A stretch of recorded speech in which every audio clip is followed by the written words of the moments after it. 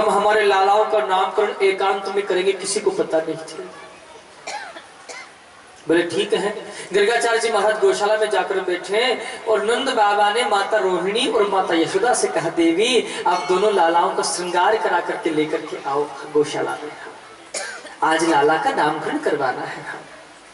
अब दोनों मैयाओं ने कहा, विचार कियो, आए दिन कोई ना कोई आता ही रहता है, ये महात्मा थोड़े जानते भी हैं कि बस भोजन के हिसाब से घूम रहे हैं कि 2 रोटी मिल जाए, वैसे थोड़ा जानते हैं कि नहीं है। इन महात्मा की हम परीक्षा करेंगे। अब दोनों माताओं ने कहा, क्यों?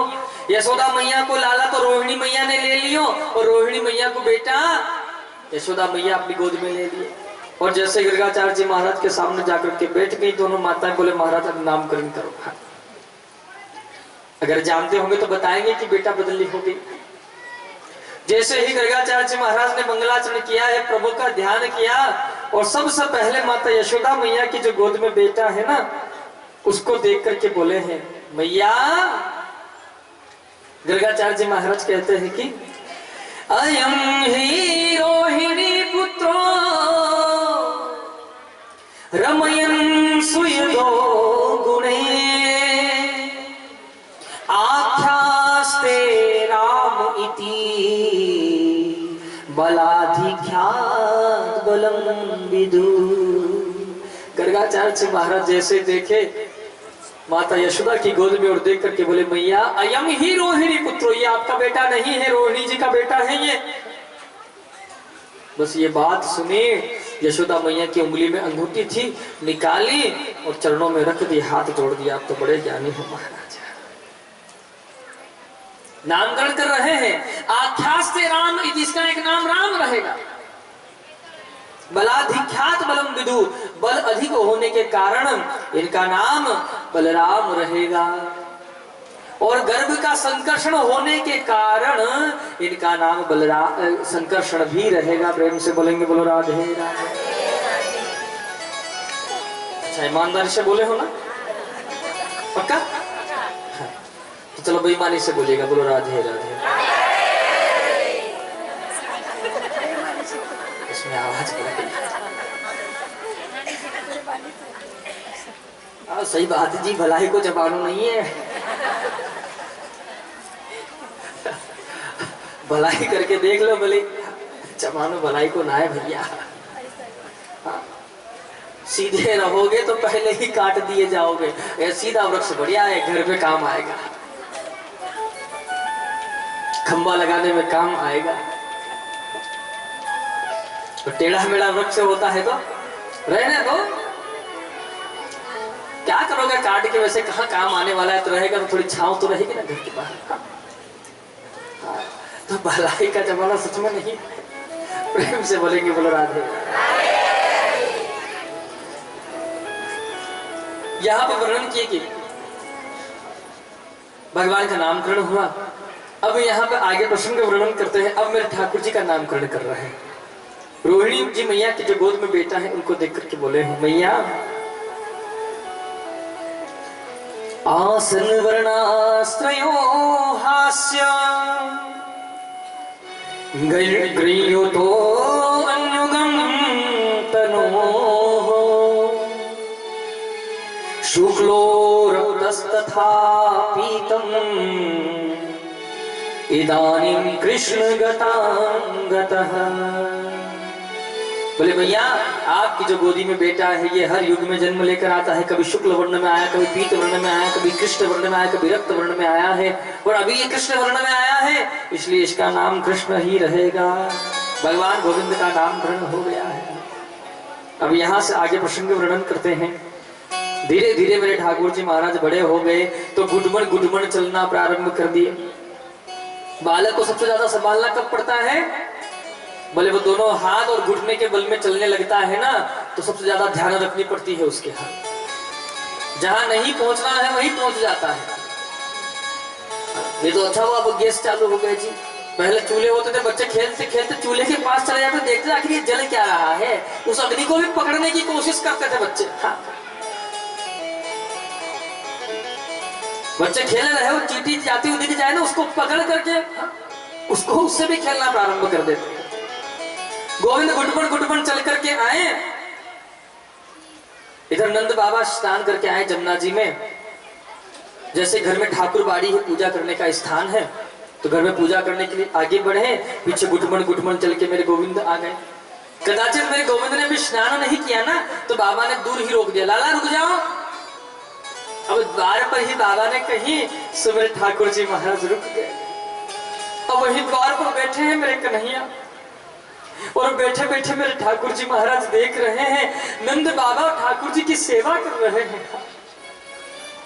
क्या देख रहे हैं मेरे गोविंद कि नंद बाबा ने शालिग्राम भगवान को थाल से उठाए, आसन से उठाए हैं, एक थाल में विराजमान किए हैं और दूध से स्नान करवा रहे हैं शालिग्राम भगवान को, फिर दही से स्नान करवा रहे हैं, फिर घी से स्नान करवाए हैं, फिर पिसी हुई चीनी से स्नान करवाए, और जैसे शहद से स्नान करवाया तो मेरे कन्हैया के मुख में पानी आ गया।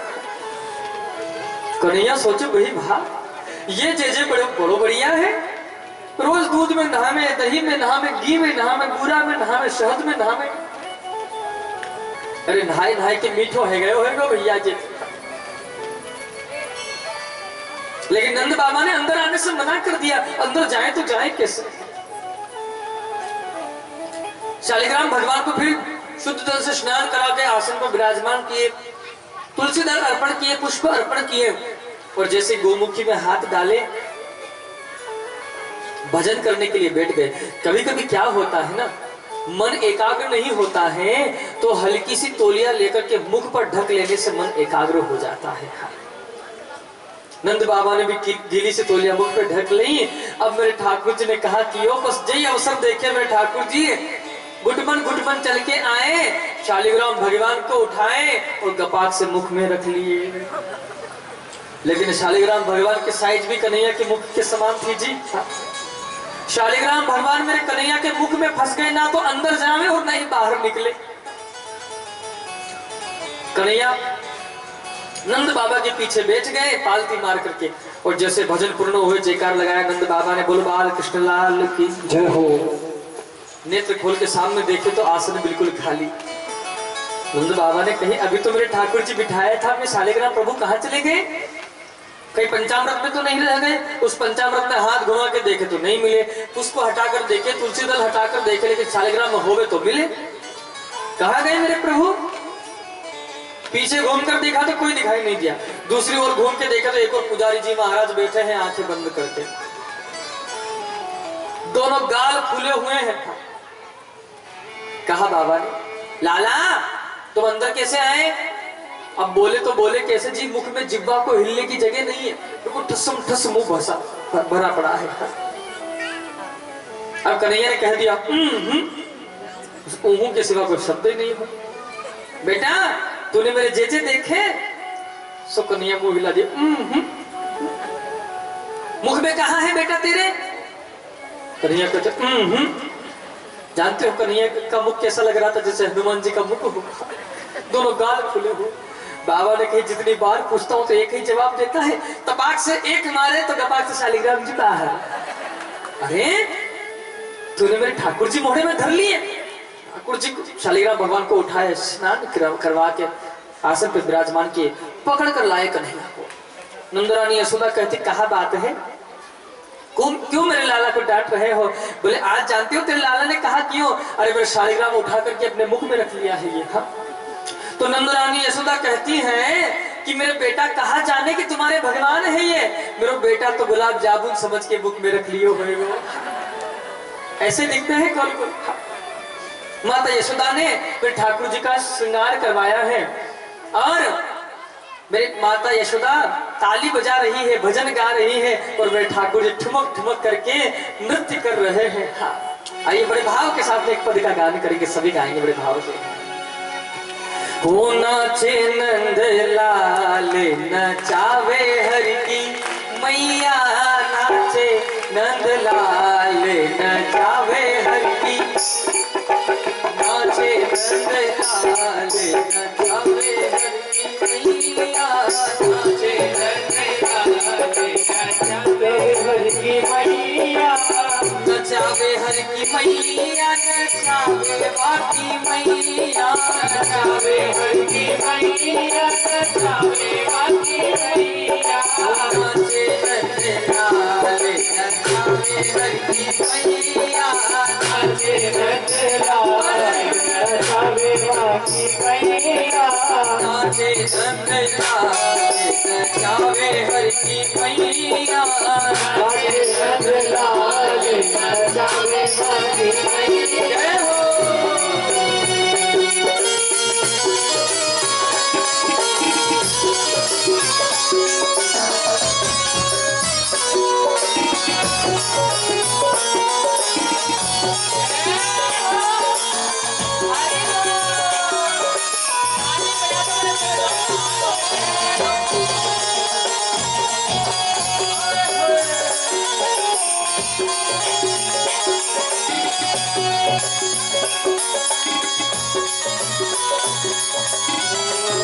दूध न पीवे ये तो दही न खावे दूध न पीवे तो दही न खावे दूध न पीवे ये तो दही न खावे दूध न पीवे तो दही न खावे माखन मिसरी को बन्यो रे खवैया माखन मिसरी को बन्यो रे खवैया नाचे नंदलाल नचावे हर की मैया नाचे नंदलाल नचावे हर की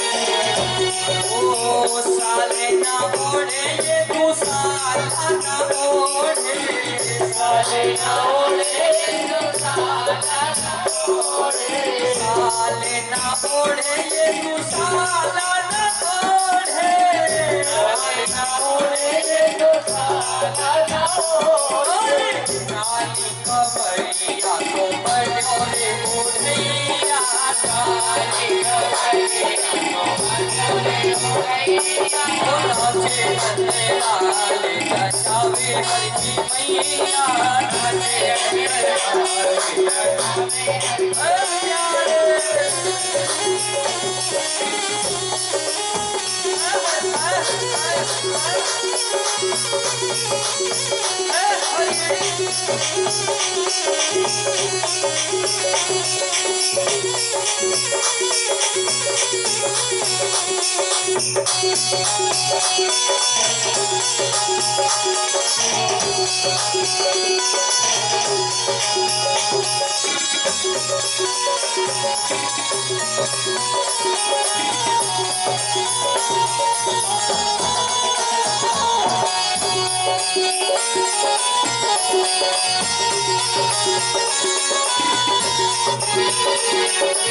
झुनक पगलू पूरी बाजे झुनक झुनक पगलो परवाजे झुनक झुनक पगलू पूरी बाजे झुनक पगलो परवाजे झुनक झुनक पगलू पूरी बाजे झुनक पगलो परवाजे और ठुमक ठुमक पग धरो रे करिया ठुमक ठुमक पग धरो रे करैया नाचे नंदलाल नचावे हर की मैया नाचे नंदलाल नचावे हर की मैया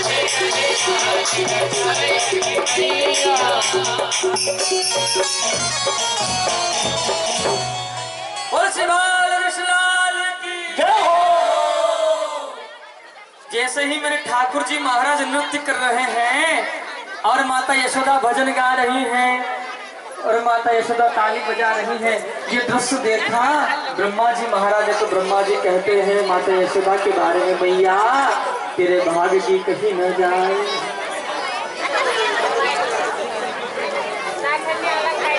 जो भगवान एक टेढ़ी दृष्टि डाल दे तो यमराज महाराज भी कांपने लगता है। वो भगवान आज तेरे सामने नृत्य कर रहा है, तू गा रही है।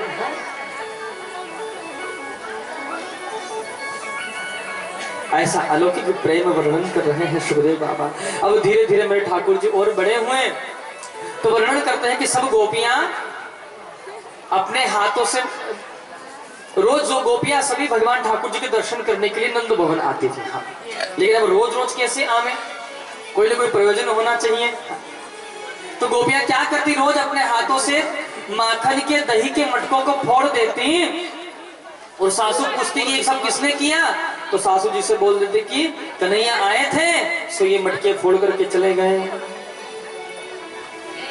तो सब गोपियों से उनकी सासू जी कहती कि जाकर नंदरानी यशोदा से कहना अपने बेटा को समझा करके रखे। हाँ, ये तो हम जाएंगे ना तो बात ठीक नहीं होगी। हाँ, सब गोपियां आती हैं, मेरे ठाकुर जी के दर्शन करती है। हाँ, कि लाला उल्हाना तो केवल एक बहाना है, बस तुमसे मिलने आना है, आपके दर्शन करने के लिए आए हैं। हाँ, और सब गोपियां मेरे गोविंद से प्रार्थना करती है कि गोविंद कि आप, हम रोज आपके घर आती हैं, कभी आपको समय लगे तो आप भी आइए ना। सब गोपियां कहती है कि हे गोविंद, मंदिर में रहते हो प्यारे, कभी बाहर आया जाया करो। गोपियां कहती कन्हैया घर में रहते हो, कभी बाहर भी निकला करो। कि मंदिर में रहते हो प्यारे, कभी बाहर आया जाया करो। हम रोज तेरे घर आती हैं, कभी तुम भी मेरे घर आया करो। गोपियां कहती हैं घर में ही रहते हो, कभी घर से बाहर भी आया करो प्रभु। और गोपियां हाथ जोड़ के प्रभु से प्रार्थना करती कि प्रभु हो मेरे घर के दिए में तेल नहीं, तेरी जोत जलाऊं मैं कैसे, मेरा खुद का बिछोना धरती पर, तेरी चौकी सजाऊं मैं कैसे, जो रूखा सूखा भोग बना आकर के भोग लगा जा। कभी फुर्सत हो तो शाम तुम्हें मुझ निर्धन के घर भी आ जा। वैसे तो आप बहुत बिजी रहते हो, लेकिन कभी आपको समय लगे तो मुझ गरीब के यहाँ पर भी आना है। अब गोविंद मन में विचार किए, गोपियां कह रही कि हमारे यहाँ भी आना, अब इनके घर क्या लेने जाए। सौ ठाकुर जी मन में विचार, ये काम चोरी करने का काम ऐसा है कि सबके घर जाना पड़ता है। हाँ? तो मेरे गोविंद ने चोरी करना प्रारंभ कर दिए ठाकुर जी। अब चोरी करना प्रारंभ की तो ऐसी चोरी करना प्रारंभ की कि पहले गोपियां इसलिए परेशान थी, कन्हैया दिखते नहीं थे, और अब इसलिए परेशान है कि जहां जाते हैं वही कन्हैया को पाते हैं। गोपियां परेशान हो गई। आकर के माता नंदरानी यशोदा से कहा, मैया अपने बेटा को समझा के रखो, जहां जाते हमारे मटके फोड़ देते, हमारे घर आते हैं, चोरी करते, माखन चुराते हैं। मैया ने कहा, अच्छा 2 लाख गैयन को रोज ताजा माखन हुए मेरे यहाँ, और 9 लाख गैया हैं हमारे घर पर। इतना माखन हमारे घर में खुद है, मेरा बेटा तेरे घर माखन चुरावे आवे को कन्हैया से मुझे क्यों रे लाला, जो गोपियां ठीक बोल रही है, तो उनके घर माखन चुराने जाता है। सुबह गोविंद कहते हैं, मैया इनको तो पतियारी करे। कन्हैया कहते कि मैया इनके जो पति है ना, वो तो हमको अपना मित्र मानते हैं। हाँ, वो तो हमको घर बुलाते हैं कि हमारे घर भी आना कन्हैया। हाँ, और ये देखो ये क्या बोल रही है, हाँ, कि इनको तो पतियारो करे और मैं तस्कर ये साह। इनका पति तो मुझे मित्र मानता है, और ये मुझे तस्कर बता रही, मुझे चोर बता रही है, और ये अपने आप में तो बड़ी साह है। हाँ? ये तो बड़ी भली बन रही है। हाँ? कि इनको तो पतियारो करे और मैं तस्कर ये साह, और चोर नाम मेरो धर्यो, ये मेरो होन न देगी ब्याह। चोर चोर कह के मुझे बदनाम कर देंगे तो आगे मेरा रिश्ता नहीं होने देंगी गोपियां ये। हाँ, कहीं ऐसा ना हो कि मैं कुमारा ही रह जाऊं मैया। अरे कोई रिश्तेदार, रिश्ते वाले आएंगे, पड़ोस को पूछने इनका बेटा कैसा है, बोले चोर है था, चोर चोर कह करके मुझे बदनाम कर देंगे। इनकी बातों में तो आ रही है मैया।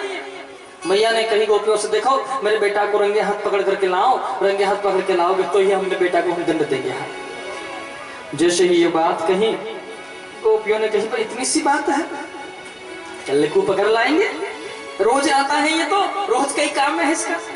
अब गोपियों ने कहा कि माखन बिलोई अपने हाथों से, मटकी के ऊपर मटकी, मटकी के ऊपर मटकी, मटकी के ऊपर मटकी लेकर खूब ऊंची बांध दी। अब कन्हैया तो मेरे छोटे छोटे, दरवाजा खुला है, गोपियां चुप करके बैठ गई। उन मटकियों के आसपास घंटियां लटकाएंगी, घंटी मटकी को हाथ लगाएगा, घंटी बजेंगी और पकड़ लेंगे। अब कन्हैया अपने सखन के साथ पहुंच गए। क्या सोचे कन्हैया, नहीं जाएंगे तो गोपियां नाराज हो जाएंगे। अच्छा एक बात बताइए, समय तो आपका हो गया जी, लेट सेट हो जाए तो दिक्कत थोड़ी है। पता है बड़ी मुश्किल से 2-2.5 घंटे मिलते हैं मेरे को कथा पढ़ने के। इतना एकदम तैयार होकर के आता हूँ कि ये आज सुनाऊंगा, वो सुनाऊंगा, और फिर वही का वही रह जाता है। कोई दिक्कत थोड़ी। हाँ, वैसे आपको कौन सा घर जाके भोजन बनाना है? भोजन तो यही करेंगे सब। हाँ, तो बिल्कुल निश्चिंत होकर के बैठ रहिएगा। हाँ, आज सवेरे 5 बजे तक कथा कहेंगे हम। प्रेम से बोलेंगे, बोले राधे। आवाज आई भाई, चाहते हैं कि हो जाए ना। मैं तो सोचा कि पीछे वालों की आवाज ही नहीं आएगी। कह रहे महाराज क्या करोगे। अब यहाँ पर वर्णन किया कि जैसे कन्हैया आए, मनसूखा को लिए साथ पहुंच गए ग्वाल बाल। जाकर के देखे तो कन्हैया ग्वाल बाल छोटे छोटे मटकियां बहुत ऊंची। कन्हैया सोचे कि मटकी को हाथ कैसे लगाया जाए, डंडे से गिराएंगे तो सब नीचे गिर जाएगा, हाथ कुछ आने वाला नहीं है। अब कन्हैया ने कहा कि 2-4 ग्वाल बाल नीचे ठाड़े हो गए, 2-4 ग्वाल बाल उनके ऊपर, और सबसे ऊपर बोलो कन्हैया लाल की जय हो। ठाकुर जी सबसे ऊपर। जैसे ही मटकी को हाथ लगाए तो सब घंटियां बज गई। कन्हैया ने कहा, घंटियों बिल्कुल चुप, चोरी पकड़वाओगे, चुप हो जाओ बिल्कुल। ठाकुर जी की बात मान के घंटियां चुप हो गई। ठाकुर जी माखन लेवे नीचे देवे, माखन लेवे नीचे देवे, माखन लेवे नीचे। अब नीचे जो कन्हैया के सखा जो बड़े प्रेम से माखन खा रहे हैं, ठाकुर जी ने सोची रोज तो बड़ा उधम दंगा करते हैं जी, खाते कम है, ज्यादा बिगाड़ देते हैं, आज तो सब चुपचाप खा रहे हैं, इसका मतलब है कि बहुत अच्छा है माखन, स्वादिष्ट है, चखू थोड़ा सा। जैसे ही लेकर कन्हैया ने अपने जिह्वा पे लगाया कि तुरंत घंटियां बज गई। कन्हैया ने कहा घंटियां इतनी देर नहीं बजी, मेरा नंबर आया तुरंत बज गई है? तो घंटियां कहती कि प्रभु अभी तक आपका आदेश था, आपके भक्तों का भोग लग रहा था तो हम चुप हो गई है, लेकिन अब आपका भोग लग रहा है, अगर हम अब नहीं बजेंगी तो पंडित जी महाराज मंदिर से बोल करके बाहर कर देंगे कि अब तुम्हारी कोई जरूरत नहीं है। बोले मेरी चोरी पकड़ी जाएगी तो गोपियां कहती आप अपना काम करो, हमको अपना काम करने दो प्रभु। और जो जोर से घंटियां बजी, गोपियां दौड़ करके आई, और जैसे ही गोपियां दौड़ करके आई तो वर्णन करते हैं महाराज कि हमेशा क्या होता, कन्हैया ऊपर से छलांग लगा देते थे, आज नीचे वाले पहले निकल गए। अब जैसे ही नीचे वाले निकले, अब ऊपर वाले का क्या हाल हुआ होगा। जैसे कन्हैया गिरे उठे, अपने आप को संभाल के भागे भागे, इतने तो गोपी ने हाथ पकड़ लिया। बोले कहाँ क्या करते तुम, कैसे आए हो यहाँ? कन्हैया ने कहा गोपी जी तेरा घर है। अरे मैं तो समझो कि जे मेरा घर है तो ही चले आए हो। गोपी ने कहा अच्छा झूठ बोल रहा है, चल मैया के पास। कन्हैया कहती गोपी छोड़ दे, आज छोड़ दे, गलती से आए गए हो, अब कभी नहीं आओ। मेरे मैया की सौगंध, मेरे बाबा की सौगंध, मेरी गैया की सौगंध, मेरे भैया की सौगंध, सबरी सौगंध खाए गए ठाकुर जी। अच्छा ये सौगंध तो खाने के लिए बनी ना, सबरी सौगंध खाए गए ठाकुर जी, केवल राधा रानी की नहीं खाए, सबरी खाए। मेरी मैया मारेगी, आज छोड़ दे, आज के बाद नहीं आऊंगे। गोपी कहती मार तो नहीं पड़ेगी चलो, लेकिन लेके जरूर जाऊंगी। कन्हैया ने कहते गोपी छोड़ दे हाथ, नहीं तो ऐसा हाल करूंगा जिंदगी पर याद करेगी तुम। बोले डराता है, चल मैया के पास। जैसे लेकर के पहुंची, मैया से जाकर कहा मैया अब जैसे ठाकुर जी को लेकर चले। कन्हैया ने कहा गोपी जब बहुत देर तक ये हाथ पकड़ रखे हो ना, जे हाथ बड़ा दर्द कर रहे, एक काम कर, जे हाथ छोड़ दे दूसरों पकड़ ले। ऐसा ना हो कि कोई नस ऊंची नीचे हो जावे हाथ की, बड़ी देर तक पकड़ रखे दूसरों पकड़ ले हाथ। गोपी ने कहा दूसरा हाथ दो कन्हैया। अब कन्हैया इतने बोले थे कि अपना हाथ फंसाएंगे वहां, उसी के बेटे का हाथ पकड़ाए और वहां से भागे। जो कन्हैया भागे गोकुल की गलियों से होते घर आए। बच्चा कहीं पर भी कोई गलती करके आता है ना, तो सबसे पहला काम करता है ओढ़ करके सो जाएगा। तो पूछो कर कहाँ गया था रे? कहीं नहीं, सो रहा हूं मैं तो। बड़ी गर्मी होगी तो भी कंबल ओढ़ के सो जाएगा अपने आप को बचाने के लिए, बोले पसीने से तरबतर हो जाएगा।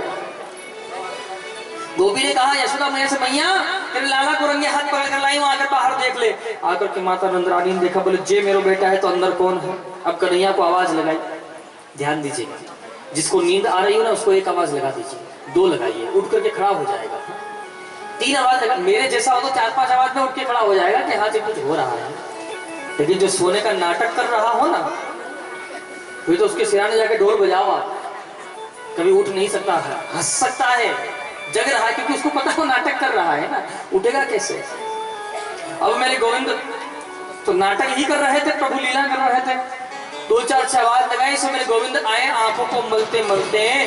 अब मैया जब लाला को श्रृंगार कराती है ना, तो आंखन में खूब काजल लगाती है मैया। जैसे दोनों हाथों से आंखों को मले कन्हैया, तो वो काजल आंखों के चारों ओर फैल गया और आंखें ऐसी बन गई जैसे श्रीनाथ जी महाराज की आंखें हो, मोटी मोटी आंखें। गोपी ने कहा कन्हैया ये है तो ये कौन है? देखा पीछे तो अपना बेटा। बोले बेटा कब से आए हो? बोले घर से हम आए हैं।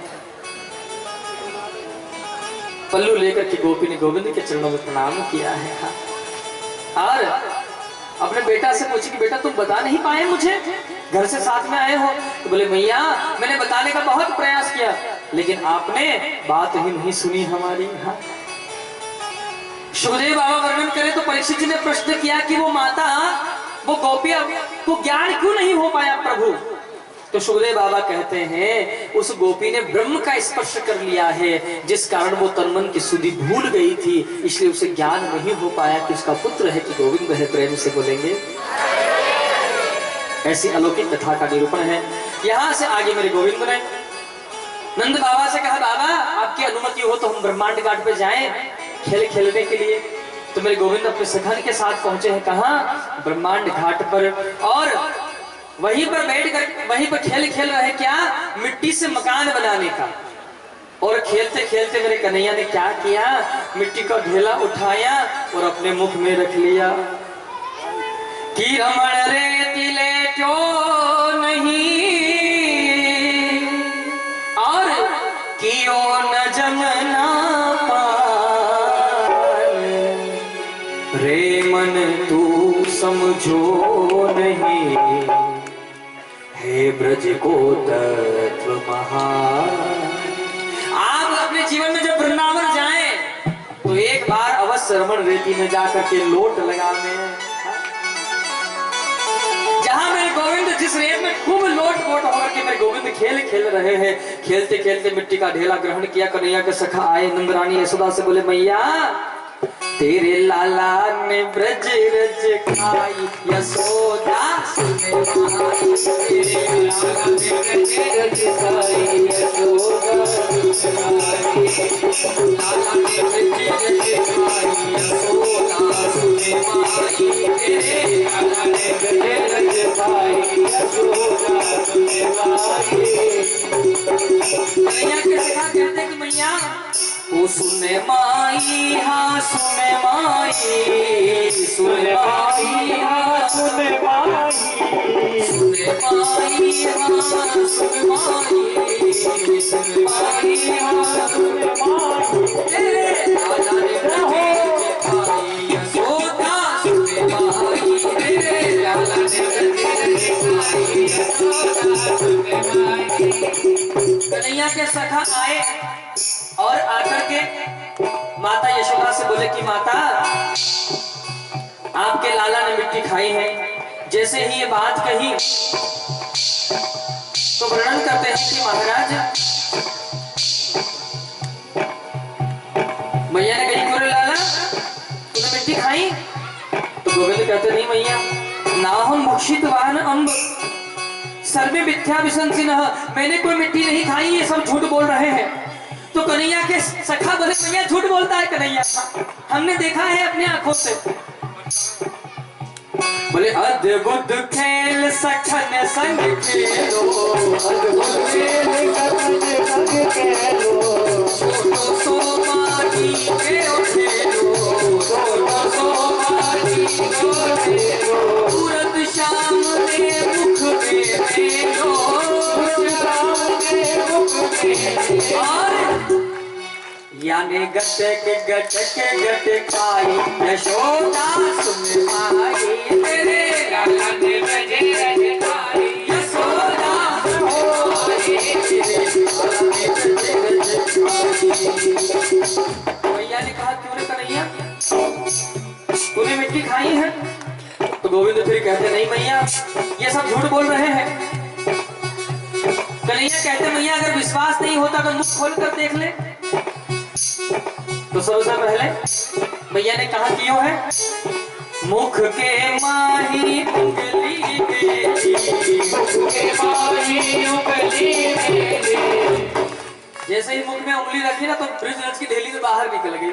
निकल पड़ी ब्रज रज की ढेली, निकल पड़ी ब्रज रज की ढेली, वीर भाई सखियन की मेरी, वीर भाई सखियन की मेरी, या ये देखे लोग लुकाई, यशोदा सुन माई, तेरे लाला ने ब्रज रज खाई, यशोदा सुन माई, तेरे लाला ने ब्रज रज खाई, यशोदा सुन माई, तेरे लाला ने ब्रज रज खाई, यशोदा सुन माई।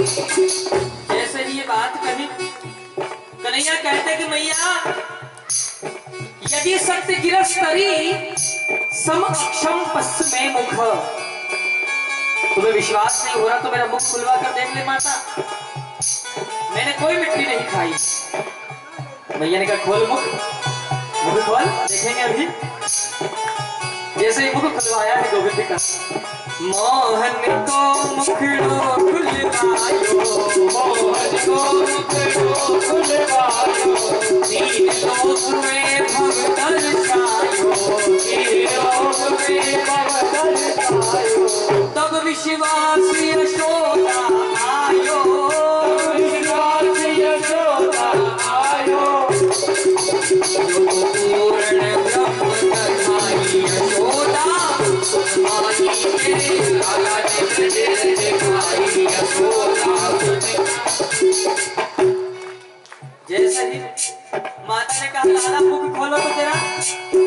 जैसे मुख खुलवाया है और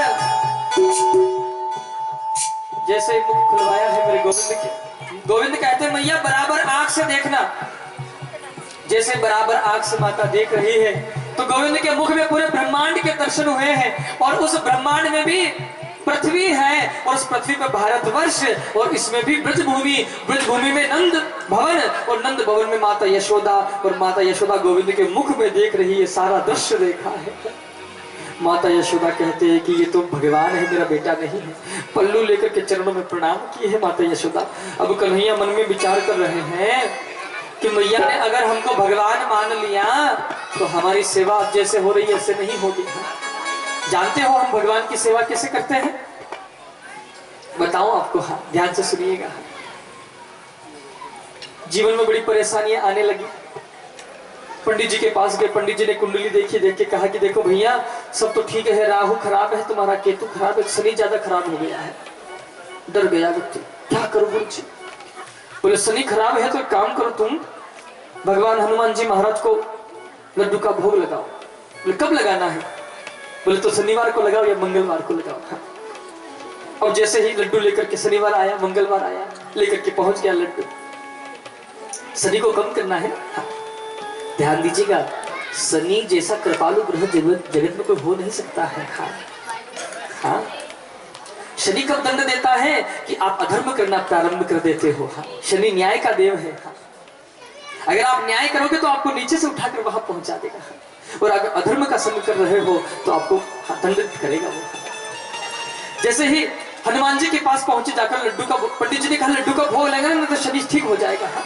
अब ध्यान दीजिएगा, लड्डू जैसे बालाजी के सामने रखे और हाथ जोड़ के बालाजी से बोले प्रभु लड्डू ग्रहण करो ना।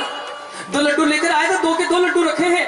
5 मिनट हो गए, 10 मिनट हो गए, बालाजी ने लड्डू ग्रहण, हनुमान जी ने लड्डू ग्रहण नहीं किया। पंडित जी ने कहा था कि बालाजी लड्डू खाएंगे तो ही तेरा शनि उतरेगा, नहीं तो उतरने वाला नहीं है प्यार, चक्कर में पड़ेगा। अब क्या करो? इसने देखा कोई देख तो नहीं रहा ना, लड्डू उठाया, बालाजी के मुख के वहां रखा।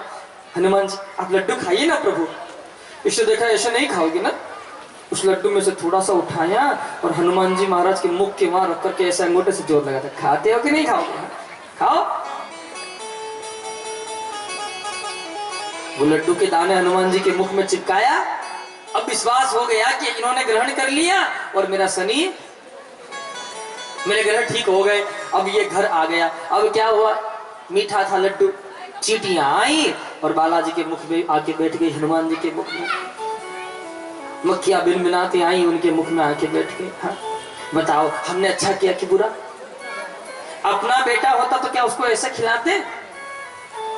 ज्यादा तीखा ना लगे इसको, इसलिए उसको थोड़ा थोड़ा बाइट, थोड़ा थोड़ा टुकड़े लेकर के उसके मुख में देंगे। हाँ। धीरे धीरे करके। हाँ। उसको हाथों से इतना मल लेंगे कि उसके दांत नहीं है ना तो उसको दिक्कत ना आए। हाँ। ये हमारा बेटा है, उसे प्यार से आप भोजन करा रहे हो। और वो तो किसका है? बोले माता अंजनी का पुत्र है, कोई बात नहीं चलेगा। इस प्रकार अगर हम कर रहे हैं तो ध्यान दीजिएगा कि आप भगवान की सेवा नहीं कर रहे हो, आप भगवान को, यह पुण्य नहीं मिलेगा। अब आपको भगवान की सेवा भाव से करो।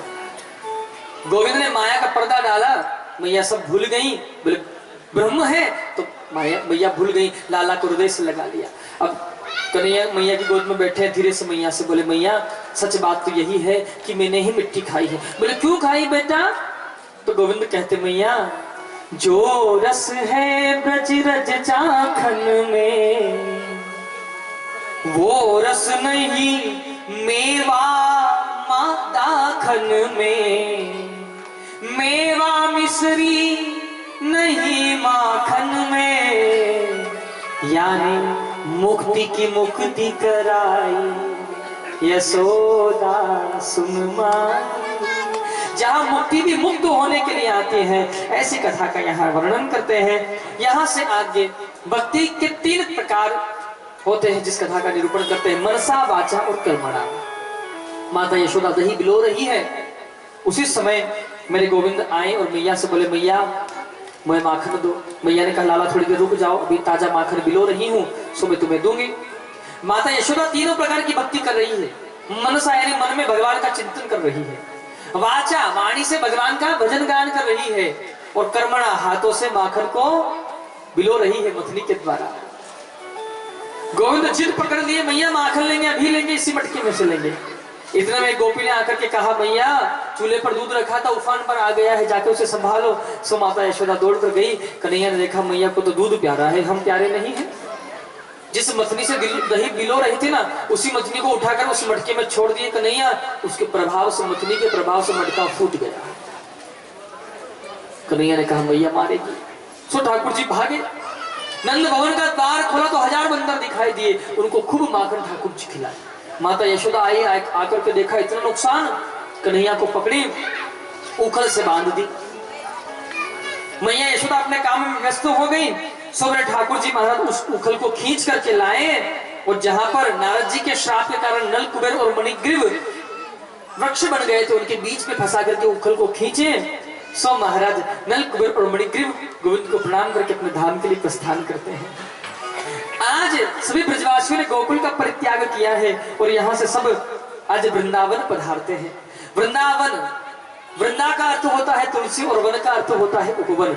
जहां वृंदावन में जाकर मेरे गोविंद ने गैया चराना प्रारंभ की, गैया बछड़े चराना प्रारंभ किए। जहां पर कंस के द्वारा एक दूत भेजा गया जिसका नाम है वृत्तासुर, मेरे प्रभु ने उसका उद्धार किया है। बगुले के रूप में आया है बकासुर, मेरे प्रभु ने इसका भी उद्धार किया है। जब भी मेरे प्रभु किसी दैत्य का उद्धार करते हैं तो कन्हैया के सखा घर जाकर कहते मैया आज कन्हैया ने इस दैत्य का उद्धार कर दिया है।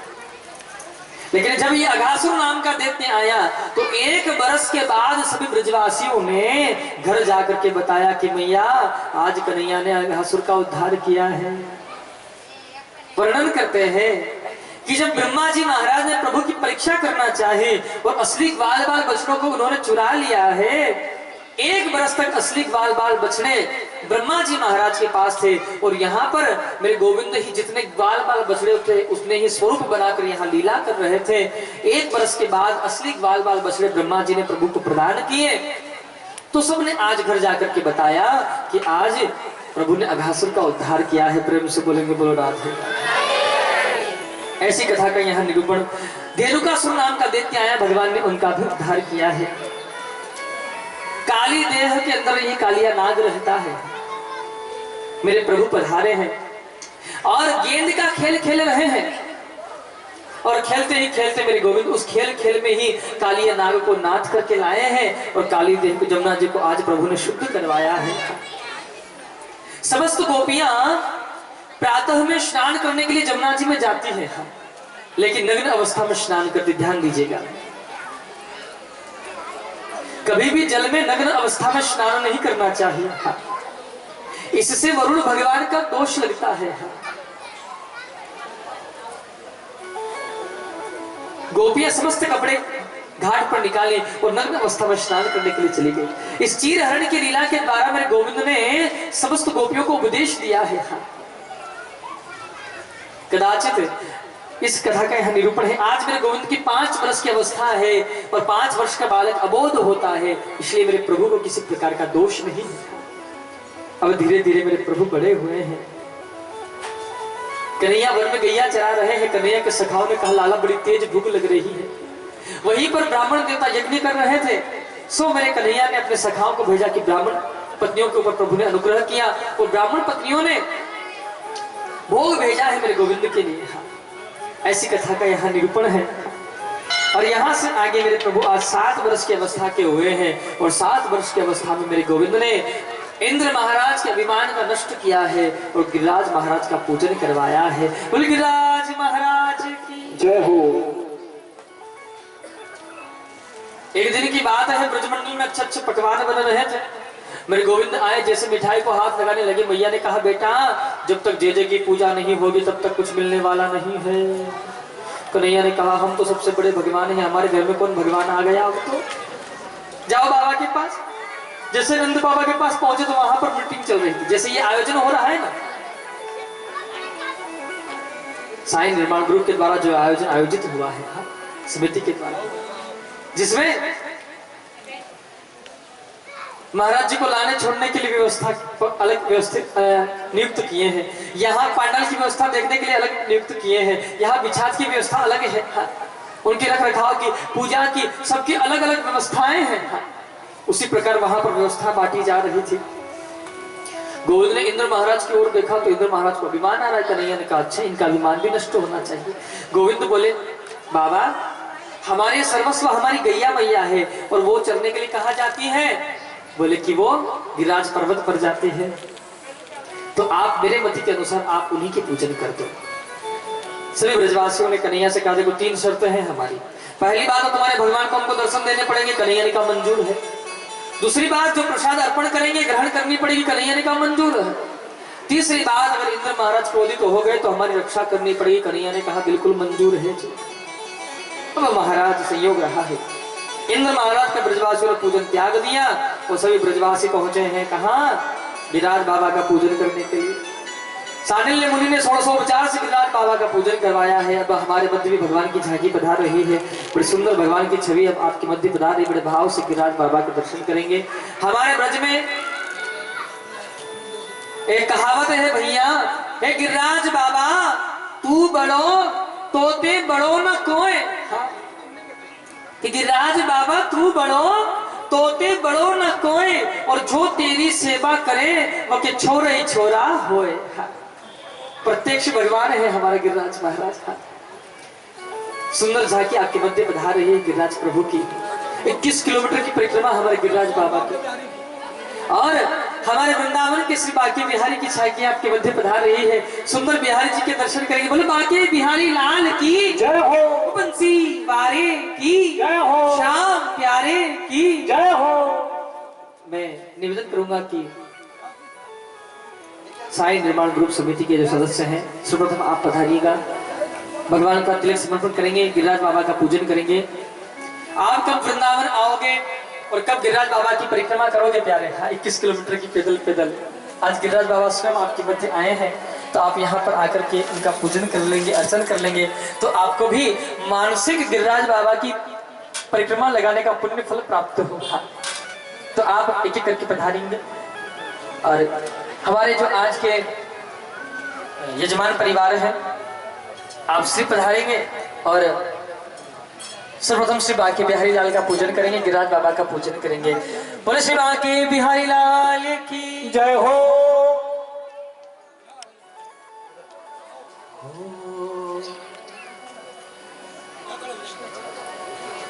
सर्वप्रथम हमारे समिति के सदस्य हैं आप पधारेंगे।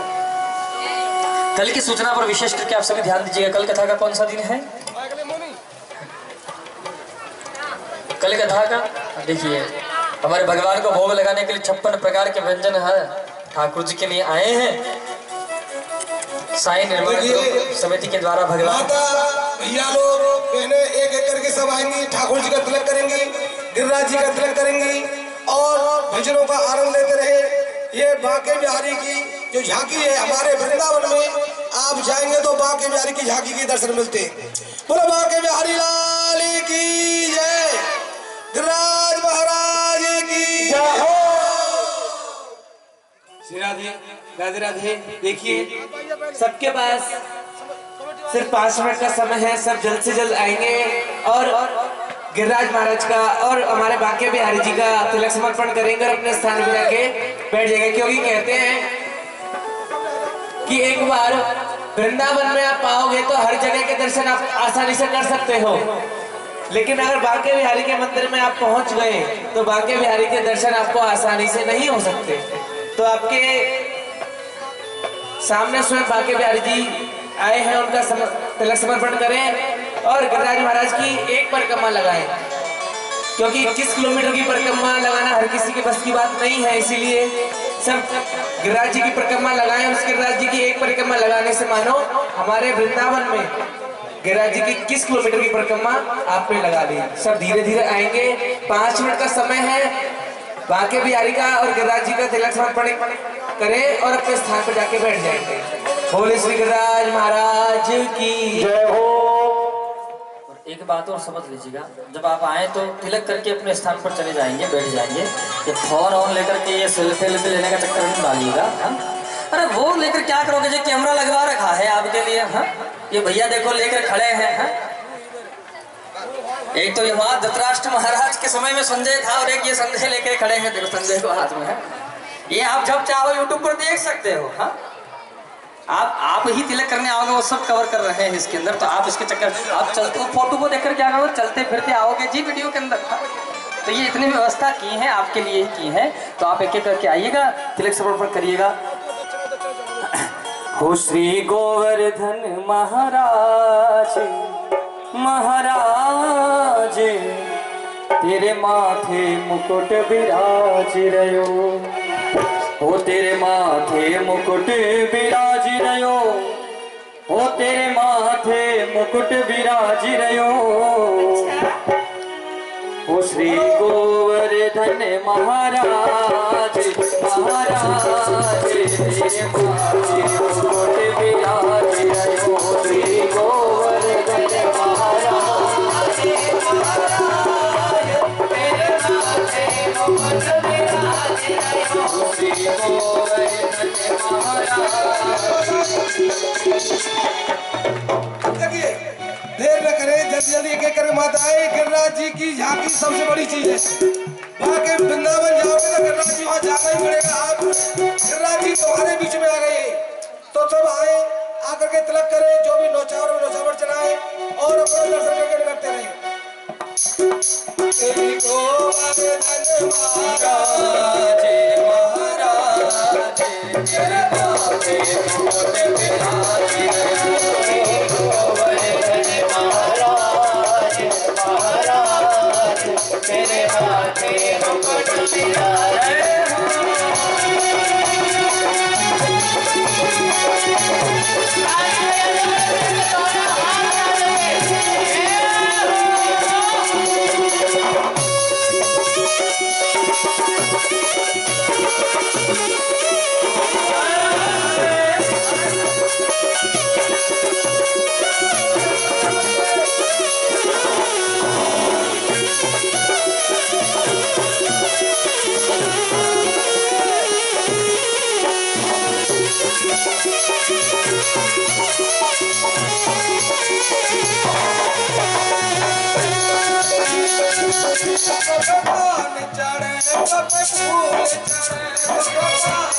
तेरे मुँह पे फूल चढ़े, मुँह पे बाल चढ़े, मुँह पे फूल चढ़े, मुँह पे बाल चढ़े, मुँह पे फूल चढ़े, मुँह पे चढ़े फूल की खारे, ओ सारे तेरे माथे मुकुट विराज रयो, गोवर्धन महाराज महाराज तेरे माथे मुकुट विराज रयो।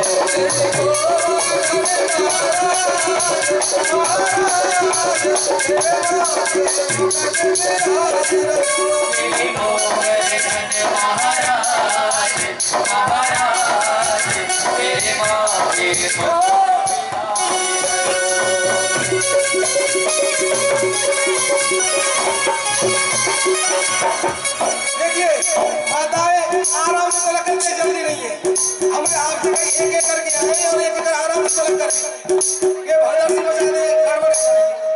एक एक करके आराम से तिलक करें, आराम से स्थल बैठती रहे और भजनों का आनंद लेते रहे। श्री गोवर्धन महाराज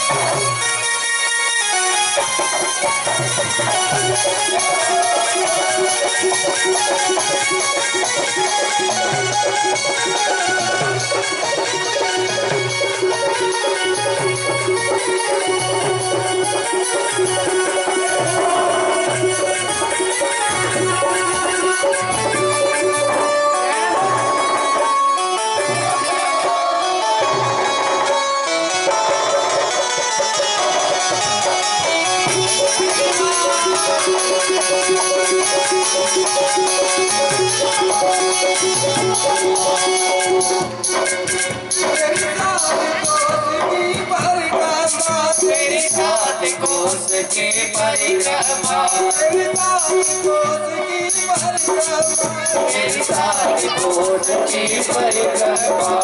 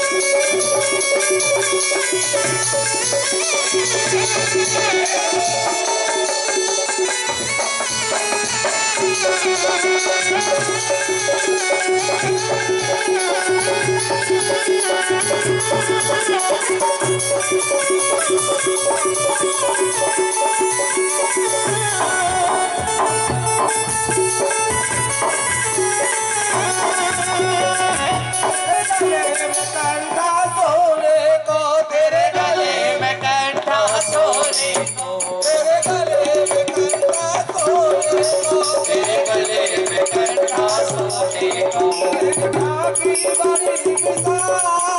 महाराज मेरे माथे मुकुट विराजे रहो महाराज महाराज मेरे माथे मुकुट विराजे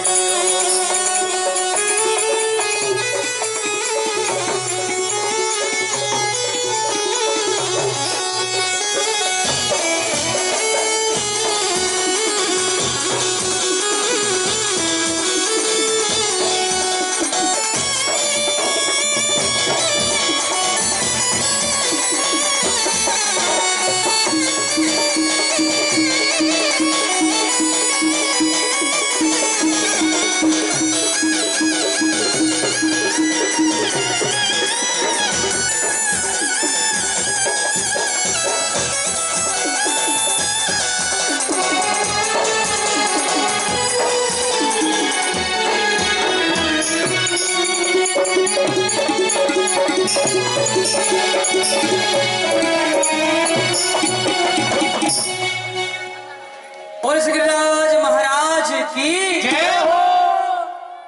अब एक एक करके तिलक श्रवण करते रहेंगे। देखिए कुछ ही क्षणों के पश्चात भगवान की आरती होगी। बैठे बैठे अपने स्थान पर ही भगवान गिरिराज महाराज की परिक्रमा करेंगे आप सभी। हो राधे राधे बोल के